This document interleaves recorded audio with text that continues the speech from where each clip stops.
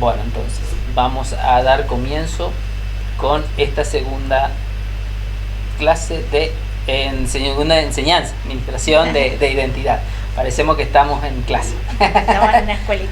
Recordemos entonces lo que recién comentaba, que el lunes, cuando dimos comienzo a esto, vimos un poco desde las promesas, las bendiciones que le da Jacob a Manasés y Efraín, los hijos de José. Hoy vamos a ver un poquito el contexto histórico de la identidad.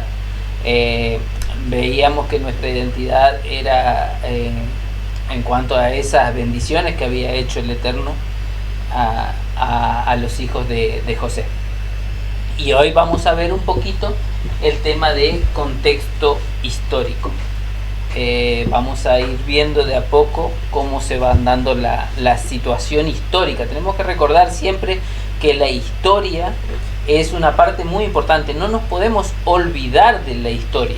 Tenemos que tenerla muy bien en cuenta. No nos podemos olvidar porque esa es la que va a marcar, diríamos, los pasos que fueron dando nuestros ancestros a lo largo del tiempo. Entonces vamos viendo, por ejemplo, que titulamos esto del primer hebreo a la nación de Israel, ¿no es cierto? A lo que hoy conocemos la nación de Israel. Entonces vamos a ir viendo el primer hebreo, cómo se da la situación de Abraham, el primer hebreo que se conoce en las escrituras. Al día de hoy tenemos que entender que primeramente hubo un hombre que era Abraham, que el padre le dio una promesa, que en su simiente serían benditas todas las naciones de la tierra. Esa promesa se traspasó a sus hijos Isaac y de Isaac a Jacob.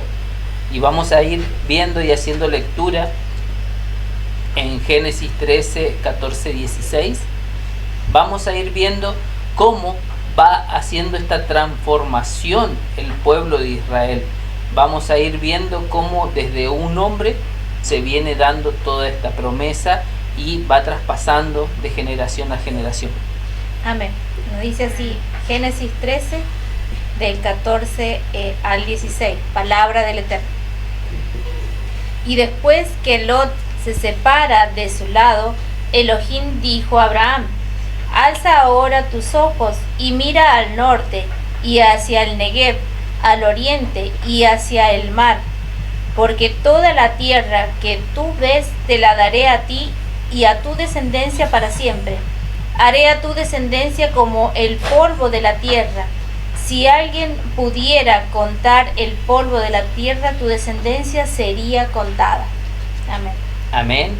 Y vamos a ir viendo también cómo en Génesis 26, del 4 al 5, nos dice la palabra del Eterno: multiplicaré tu descendencia como las estrellas del cielo, y daré a tu descendencia toda esta tierra, y todas las naciones de la tierra serán benditas en tu simiente, por cuanto oyó Abraham mi voz y guardó mis preceptos, mis mandamientos, mis estatutos y mis leyes. Entonces vemos aquí en este Génesis, al principio mi esposa leía, ¿no es cierto?, lo que fue el pacto con Abraham, esa bendición que le da a Abraham, pero después ya lo que yo fui leyendo es lo que viene a ser a Jacob. Entonces vamos a ir viendo cómo fue trasladándose de Isaac a Jacob. De Isaac se traspasó a Jacob. Jacob tuvo a los 12 patriarcas, y vemos a través de los 12 patriarcas hubo más bendiciones por medio de José, el que estuvo en Egipto, y conocemos a sus dos hijos que fueron Efraín y Manasés. Vamos a ver entonces en Génesis 48, 16. Amén. Nos dice así, palabra del Eterno. Génesis 48, 16.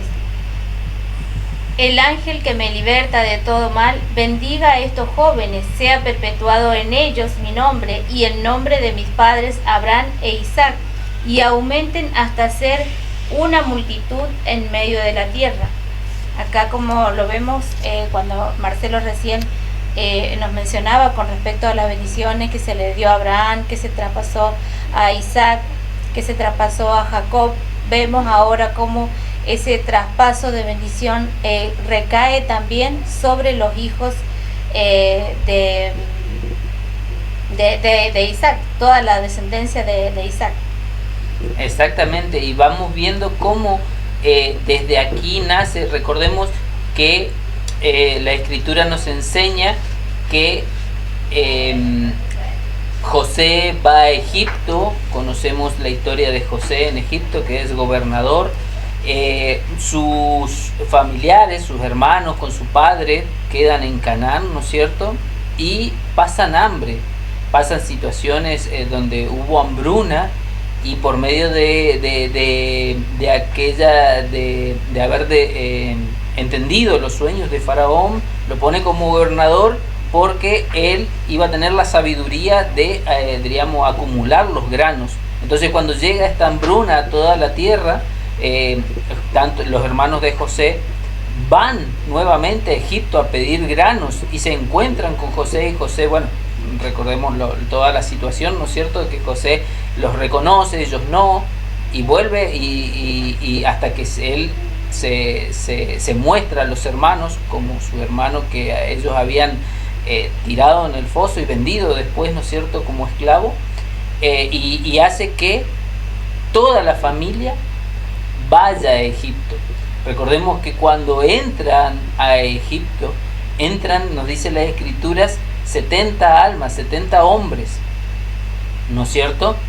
Y son salvos por José, son salvados por José de aquella hambruna, y Faraón le da la autoridad a José para que le dé tierra, le dé lugar, y ahí comienza a surgir lo que es, empieza a gestarse lo que es la nación, digamos.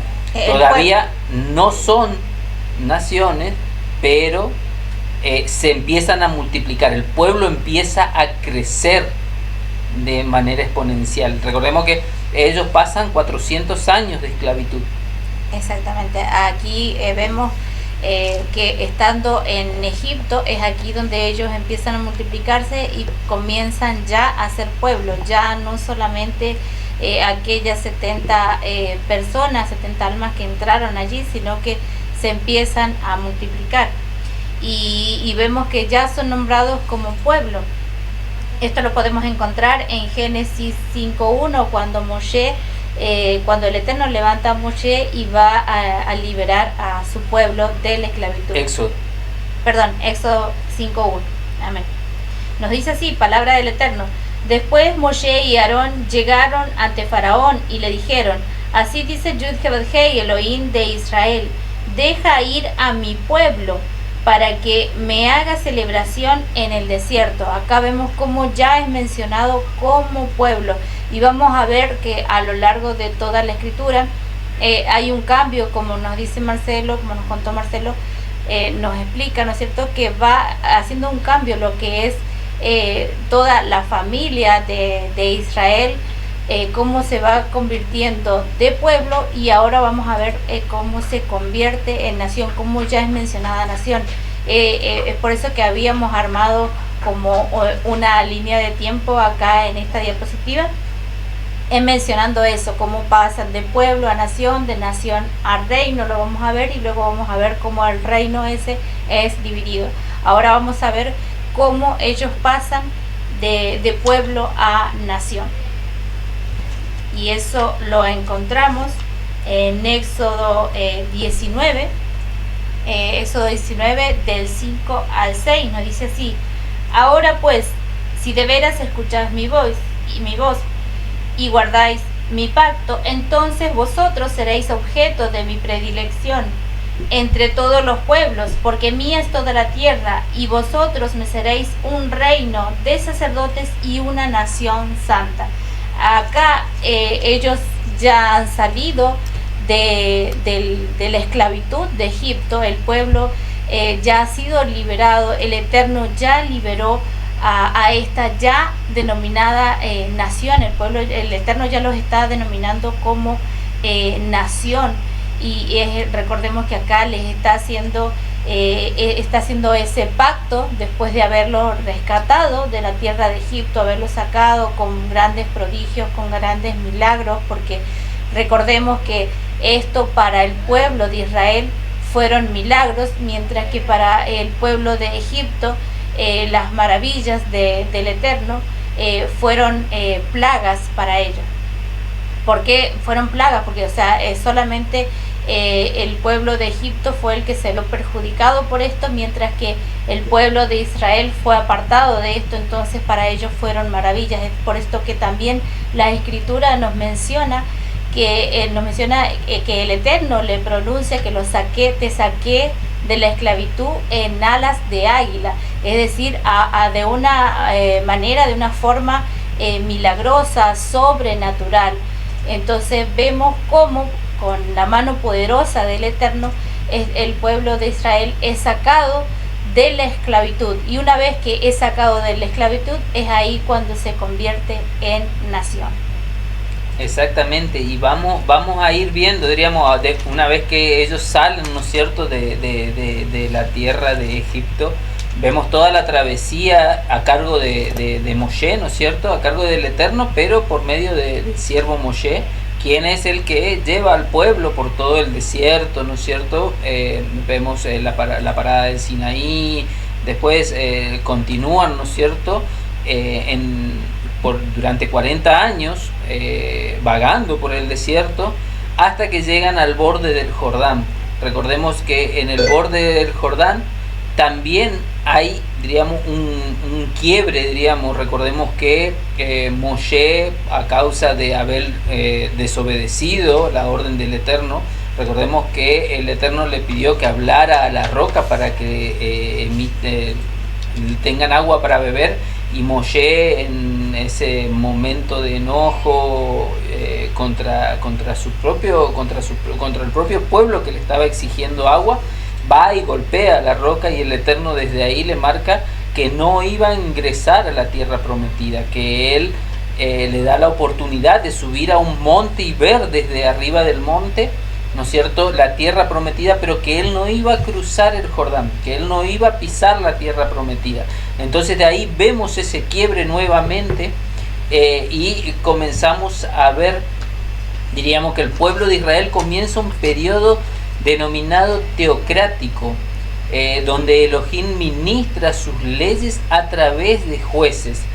Vamos a empezar a ver a la historia, ¿no es cierto?, que empieza el Eterno a levantar jueces dentro del pueblo de Israel, que ya no iba a haber, diríamos, ese siervo que iba a llevar a su pueblo, sino que iba a empezar a levantar distintos jueces a lo largo de la historia. Vemos ese quiebre justamente en Deuteronomio 31:3, donde nos dice su palabra: Yud-Heh Vad-Heh tu Elohim, él pasa delante de ti, él destruirá a estas naciones delante de ti y las heredarás. Josué será el que pasará delante de ti, como Yud-Heh Vad-Heh ha dicho. Entonces vemos cómo es elegido como sucesor de Moshe Josué, pero después de Josué vemos que comienzan a levantarse estos jueces que iban a ministrar la ley del Eterno. Entonces vamos viendo que ya después de un largo periodo de jueces, recordemos que está Otniel, que está Débora, que está los distintos jueces. El más conocido que tenemos en la escritura es Sansón, ¿no es cierto?, que muchos conocemos la historia, muchos de niños hemos escuchado y aprendido de la historia de Sansón. Igual hay otros que no son tan conocidos, por ejemplo como Otniel, que recién comentaba, como Sangar, otros jueces que se levantaron, ¿no es cierto?, dentro del pueblo de Israel. Pero vamos a volver a ver un quiebre dentro de esa nación de Israel que estaba, que era ordenada y organizada por medio de estos jueces y por medio de los profetas. Vamos a ver entonces cómo el pueblo de Israel se transforma en un reino, pasa de ser la nación de Israel a un reino. Comienza un periodo monárquico, es decir, que los reyes, de los reyes, ¿no es cierto? Y sabemos que dentro de la historia conocemos solamente a 3 reyes que gobernaron las 12 tribus de Israel. Estos fueron Saúl, David y Salomón, que sabemos que Salomón cayó en pecado, en situaciones muy oscuras, dioses ajenos, adulterio. Recordemos entonces cómo sucede esta situación de que el pueblo de Israel pide un reino en 1 Samuel 8, del 4 al 5. Amén. Nos dice así, palabra del Eterno. Entonces todos los ancianos de Israel se reunieron y fueron a Samuel, a Ramá, y le dijeron: he aquí tú has envejecido y tus hijos no andan en tus caminos. Ahora pues constitúyenos un rey que nos juzgue como tienen todas las naciones. Vemos acá como el pueblo ya comienza a pedir un rey. Es desde aquí cuando comienza la época, ¿no es cierto?, el momento del reinado en lo que es la nación ya de Israel. Recordemos que pasó de pueblo a nación, y de nación ahora va a ser a reino, se va a convertir en un reino. El primer rey que encontramos en la escritura es, bueno, ya esto ya lo sabemos, es Saúl. Luego de Saúl viene David, luego de David Salomón, y bueno, todos los reyes que fueron pasando por Israel. Recordemos, estos 3 reyes solamente fueron los que reinaron las 12 tribus de Israel. Recordemos, vuelve a suceder otra vez, como sucede en la historia, un quiebre en el reino de Israel. Vamos a ver cómo se da la división. Recién yo comentaba, una de las observaciones sobre Salomón es que sabemos que él cayó en pecado, sabemos que él cometió adulterio, que él, terminó idolatrando, haciendo idolatría a otros dioses, que eran justamente dioses de las tantas esposas que tenía. Entonces vamos a ver cómo a Salomón le fue quitado el reino. Entonces es allí donde Israel se dividió en dos, en casa de Judá y en casa de Israel. Israel tuvo como primer rey a Jeroboam, que sabemos que es el rey del reino del norte, y tenemos a la casa de Judá, que tuvo como primer rey a Roboam. Ese es el reino del sur. Entonces se dividieron en 2 casas, Israel por el norte y Judá por el sur. Amén. Entonces eso lo vamos a encontrar en Reyes 11, 33 al 31. Así es, en Primera de Reyes 11, 30 al 31, nos dice así, palabra del Eterno. Entonces Ahías tomó el manto nuevo que llevaba sobre sí, lo rasgó en 12 trozos y dijo a Jeroboam: toma tú 10 trozos, porque así dice Yud-Heh-Vad-Hei, Elohim de Israel: he aquí yo rasgo el reino de la mano de Salomón, y a ti te doy 10 tribus. Aquí, como lo decía Marcelo, vemos justamente está señalando aquí, nos señala la escritura cómo el reino es dividido, y es dividido en 2. Amén. Recordemos que esto estaba profetizado ya, porque el Eterno ya había profetizado sobre esta división de reinos. ¿Por qué? Porque ante los ojos del Eterno, Salomón había cometido ese adulterio, esa idolatría. Entonces él ya había dicho que iba a dividir el reino. Por misericordia a David, ¿no es cierto?, iba a dejar parte del reino sobre la descendencia de Salomón, que justamente es este rey de Judá, que es Roboam, y el siervo Jeroboam le iba a entregar las otras 10 tribus al norte. Pero vamos a ir viendo que vuelve a suceder, diríamos, dentro de la historia, volvemos a tener otro inconveniente. Digamos, no quedó ahí el tema de la división de los reinos. Entonces vamos a ir viendo cómo va a ser dispersado cada uno de los reinos.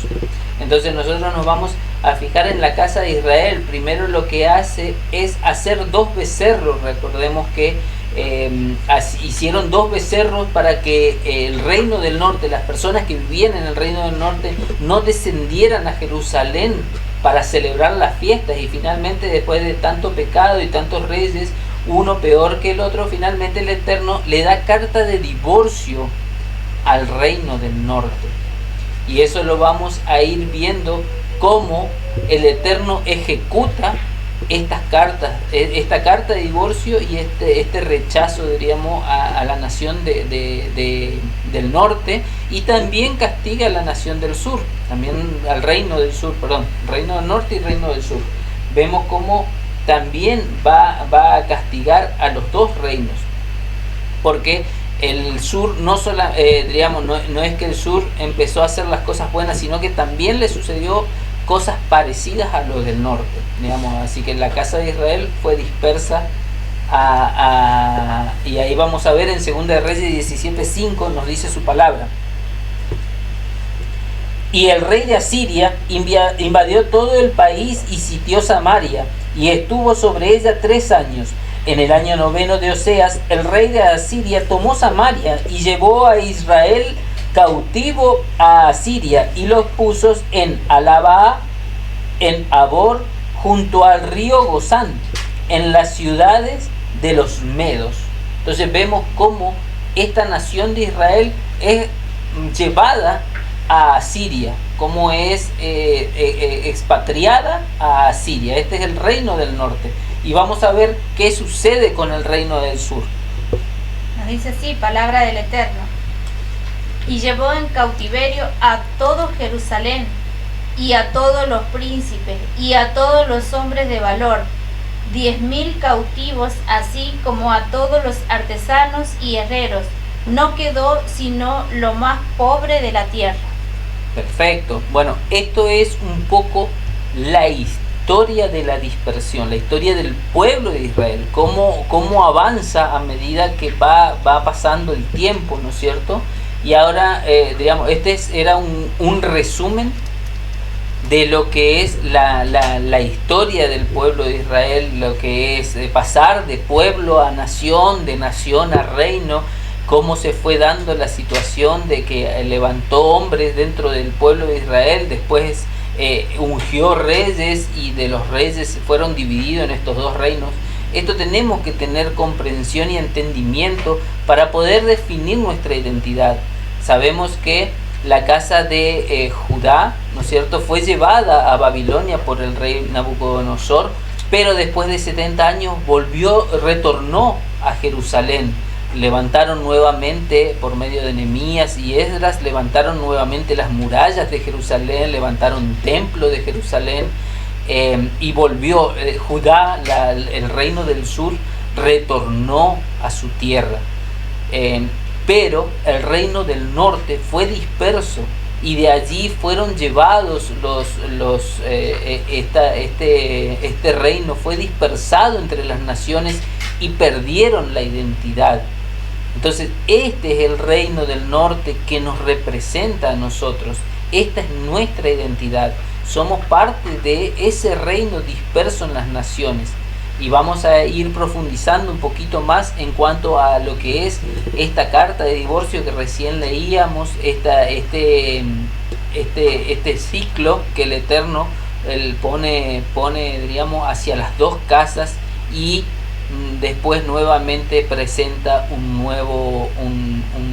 una nueva tregua, un nuevo pacto de reedificación de las casas.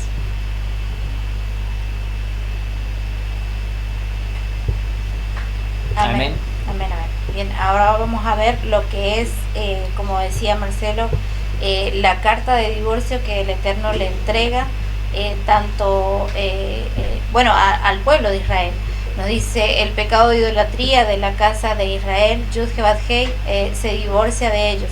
Esto lo encontramos en Jeremías 3:8.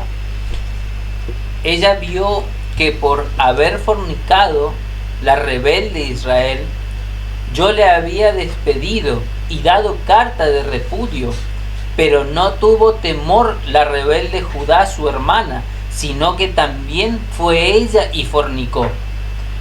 Vemos como tanto Efraín como Judá, es decir, ambos reinos, pecaron, es decir, transgredieron contra el Eterno, se apartaron de los pactos, es decir, de los mandamientos del Eterno. Es por eso que el Eterno las menciona como a dos mujeres que fornicaron, que cometieron adulterio. El Eterno las está comparando así en las Escrituras. Entonces fue llevada cautiva por Asiria. Eso lo encontrábamos en Segunda de Reyes, en el capítulo de 17, que recién lo leíamos, que va del versículo 5 al 6. Lo dejamos acá para que tomen apunte. Y también vemos que se asimiló entre las naciones, es decir, que no solamente que fue llevada cautiva, sino que se asimiló. Eso lo encontramos en Oseas. De hecho, todo el libro de Oseas nos habla con respecto a cómo todo Efraín fue llevado en cautiverio, fue tragado por las naciones. También nos habla del pacto, de la renovación del pacto. Bueno, nos habla de todo, nos habla del Mesías. El libro de Oseas es sumamente hermoso. Ahí podemos encontrar también toda la explicación desde el principio al fin. Bien, nos vamos a Oseas 7:8, nos dice: Efraín se ha mezclado con los demás pueblos. Efraín fue torta no volteada, es decir, se mezcló. Es por eso que dice que se asimiló, se mezcló, se unió a los demás pueblos. Exactamente, adoptaron. Nosotros el lunes dábamos esto de las distintas, digamos, las distintas identidades, que tenemos una identidad personal, una identidad cultural, una identidad nacional. Bueno, ellos perdieron esa identidad como pueblo de Israel, adoptaron las culturas de los pueblos donde fueron expatriados, donde fueron llevados, y adoptaron las culturas, las costumbres, el lenguaje, y no retornaron al reino del norte. Estamos hablando del reino del norte, ¿no es cierto?, de Israel. Vemos que Oseas nos dice eso justamente, que fueron perdiendo esa identidad. En Oseas 8:1 también nos dice: pon a tu boca trompeta, como águila viene contra la casa de Yudhet Badhei, porque traspasaron mi pacto y se rebelaron contra mi ley. Entonces ellos se rebelaron contra la ley del Eterno. Ellos abandonaron los pactos, abandonaron todas las costumbres y la identidad del pueblo de Israel. También lo vemos en Oseas 8:8, donde dice: devorado será Israel, pronto será entre las naciones como vasija que no se estima. Digamos, iba a ser una vasija más del montón. No iba a ser contado como un pueblo Israel, aquel reino del norte, sino iba a ser mezclado, otra vez puesto ahí como una vasija más de todo el montón del estante. Entonces vemos cómo este libro nos enseña mucho acerca de esa identidad que nosotros hoy estamos queriendo recuperar. Hoy hemos despertado, hemos escuchado el llamado del Eterno y estamos queriendo recuperar esa identidad. Por eso ustedes nos escucharán hablar un poco en hebrañol, tratando de restaurar las palabras que hemos perdido. Nos van a ver cumpliendo las fiestas del Eterno, nos van a ver cumpliendo los Moed, nos van a ver cumpliendo el Shabbat, nos van a ver cumpliendo las cosas que habíamos perdido. Hoy nosotros comprendemos y entendemos de esta situación y queremos retornar, queremos abrazar esa cultura, esa forma, esas tradiciones, esas cosas que el pueblo de Israel tenía. Y la única forma que hoy nosotros tenemos de llegar a ver qué es lo que el Eterno quiere para nosotros, para nuestras vidas, cómo quiere que nosotros nos comportemos, es justamente la Torá, es su escritura, su ley. Volver, retornar a esa ley, abrazar esa ley. Amén, así es. Vamos a ir viendo entonces, vamos a seguir, ¿no es cierto?, con la promesa de reedificación. Amén. Esta promesa que se manifiesta, que fue manifestada por medio de cada uno de los profetas, y lo vamos a ver, lo vamos a encontrar, esa promesa de reedificación, de restauración. Lo vemos en Oseas, en Jeremías, en Ezequiel. Los invito a que puedan leer esos libros porque les va a ser de mucha bendición. En Oseas 1:11 nos dice: y se congregarán los hijos de Judá y de Israel, nombrarán un solo jefe y subirán de la tierra, porque el día de Jezreel será grande.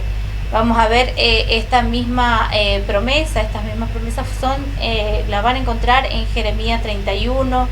En todo el capítulo completo de Jeremías 31, solo les hemos puesto aquí algunas citas para que puedan ir estudiando. Jeremías 31 del 3 al 6 y Jeremías 31 del 9 al 11. Esta promesa de que se unan las dos casas y que vuelvan a ser unas en un solo palo, lo encontramos en Ezequiel 37 del 15 al 19.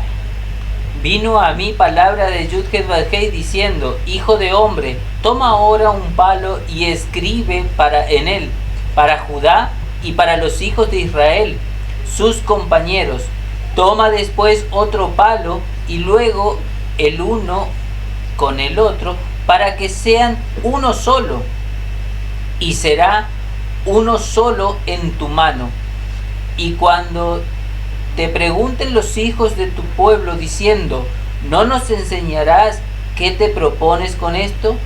Diles: así ha dicho Yud-Heh-Vah-Heh el Señor: he aquí yo tomo el palo de José que está en la mano de Efraín, y a las tribus de Israel sus compañeros, y los pondré en el palo de Judá, y los haré un solo palo, y serán uno en mi mano, y los palos sobre los que escribas estarán en tu mano delante de sus ojos, y les dirás: así ha dicho Yud-Heh-Vah-Heh el Señor: he aquí yo tomo a los hijos de Israel de entre las naciones a las cuales fueron, y los recogeré de todas partes, y los traeré a su tierra, y los haré una nación en la tierra, en los montes de Israel, y un rey será a todos ellos por rey, y nunca más serán dos naciones, ni nunca más serán divididos en dos reinos.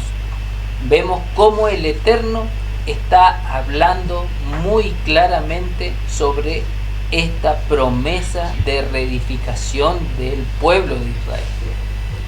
Así es, lo que es tanto la casa de Efraín como la casa de Judá, y que mayormente esto no es reconocido por la amada casa de Judá. No es reconocido lo que es Efraín. De hecho, no se menciona en algunas sinagogas lo que es Ezequiel 37, no se lee este capítulo. Y vemos cómo en este capítulo nos muestra tanto a la promesa de reedificación de los dos reinos, tanto de Efraín como de Judá. Y recordemos que Efraín es la que fue tragada por las naciones, Judá es la que se quedó allí en su sitio y guardando los mandamientos, se quedó con la Torá. Y nosotros hemos venido, hemos reconocido, hemos despertado, hemos nacido en la dispersión, que esto también había sido profetizado desde el Génesis. Recordemos que en el libro de Isaías nos dice que tenemos todo esto anunciado desde el principio. Entonces hemos nacido en las naciones, hemos nacido en la dispersión, hemos conocido de la verdad del Eterno por medio de que lo conocimos con el nombre de Jesús, por medio de un Salvador, por medio de nuestro Salvador, que es Yeshua. Luego le conocimos su nombre, que es Yeshua, lo conocimos en hebreo, y entonces por medio de él es que estamos retornando a casa, es que estamos retornando a los pactos, a las promesas, es que estamos restaurando a una fe hebrea como tenía que ser desde el principio, que no teníamos que olvidar, que no teníamos que asimilarnos con las naciones, y es lo que sucedió conocimos a Jesús, pero celebrábamos fiestas paganas porque habíamos sido tragados por las naciones, porque nacimos ahí en la dispersión, porque no conocíamos al Eterno, no conocíamos su Torá, no conocíamos la verdad de su palabra. Creíamos en un Salvador, se nos mostró un Salvador que con nombre romano. Entonces teníamos una identidad greco-romana, un calendario que no estaba restaurado, un calendario greco-romano también. Entonces todas estas cosas se nos fue revelada por medio de que primero se nos reveló la verdad con Yeshua y luego se nos fue revelando el camino de regreso a la senda antigua, como lo dice en el libro de Jeremías. Entonces eso es lo que está sucediendo. Y el pueblo de Judá que se quedó allí, que se quedó con la Torá, que son los únicos que están guardando Torá, es que por eso muchas veces nos confunden o nos dicen: ustedes son judíos, ustedes son judaizantes, pero ¿por qué nos señalan o nos nombran así? ¿Por qué no entienden nuestra identidad? Porque estas personas que no entienden la identidad, lo único que reconocen es que solamente el pueblo de Judá fue el que quedó guardando Torá, solamente ellos conservaron y guardaron Torá. Nosotros nos apartamos de la Torá, nos apartamos de la verdadera ley del Creador.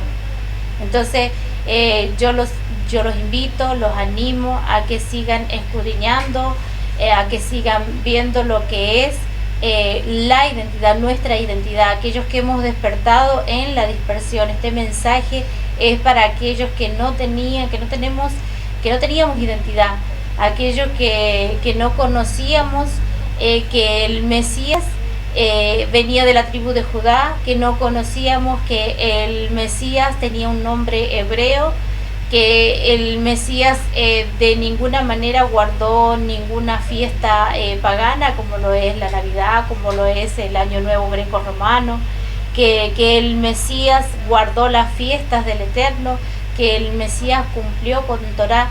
Yo los animo a que sigan estudiando, a que escudriñen su Biblia y van a encontrar su verdadera identidad. Y este mensaje va para los dispersos. Recordemos que solamente a la amada casa de Judá le hace falta conocer al Mesías nada más, porque ellos conocen y saben su identidad. A ellos no se olvidaron de lo que es, de quiénes son y de quién es su creador. Amén. Amén, amén.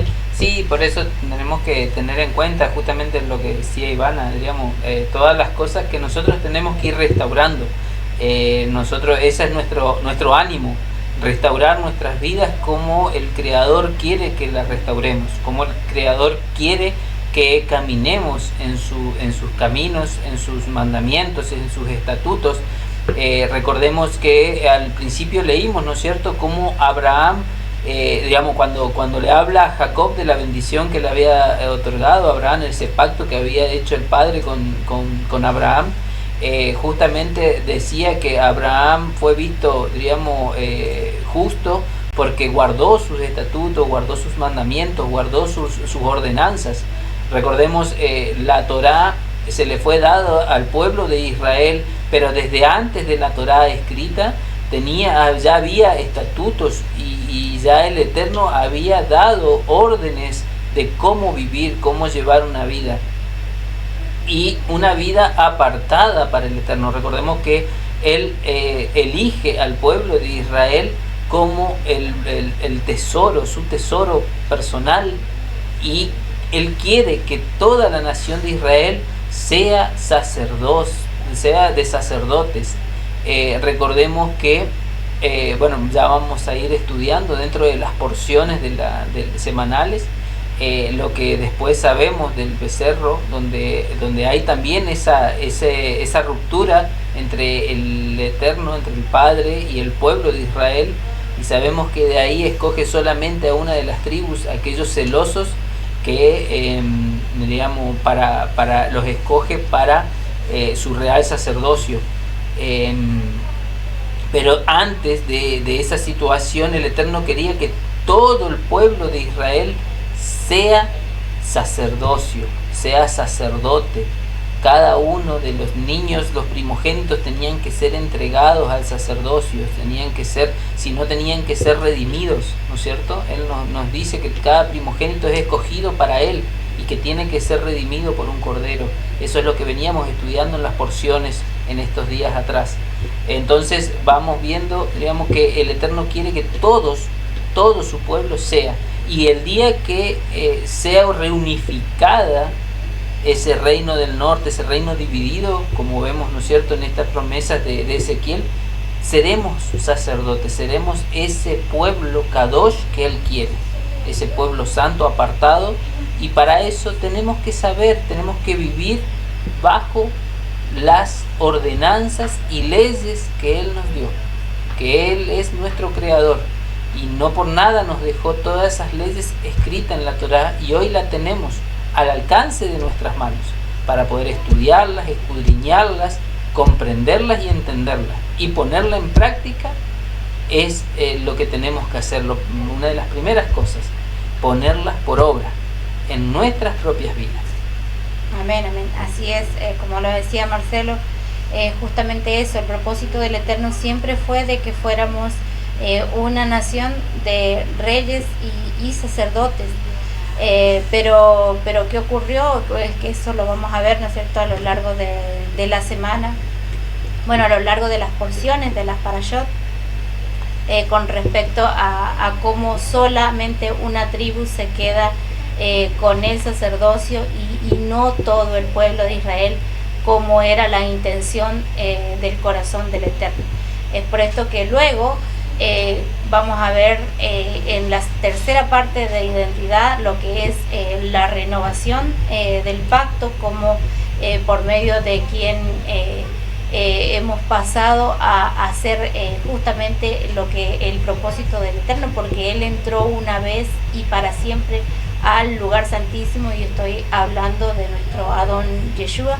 Eso lo vamos a ver en lo que es la tercera parte de identidad.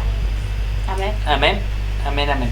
Bueno, hasta acá llega. Hasta acá llega el estudio de este estudio que estamos haciendo sobre nuestra identidad, que es la identidad que nosotros queremos, anhelamos, abrazamos y ponemos en práctica en nuestras vidas, por el cual muchas veces muchos hermanitos nos preguntan, tienen dudas, porque nos dicen, nos etiquetan, ¿no es cierto?, bajo las distintas doctrinas y religiones, y estamos tratando de explicar y dar entendimiento a aquellos que nos siguen, que nos escuchan, de cuál es esa identidad, por qué lo hacemos, por qué nos ven ellos así, y por qué nosotros ponemos en práctica todas estas cosas. Amén. Amén, así es, somos Israel.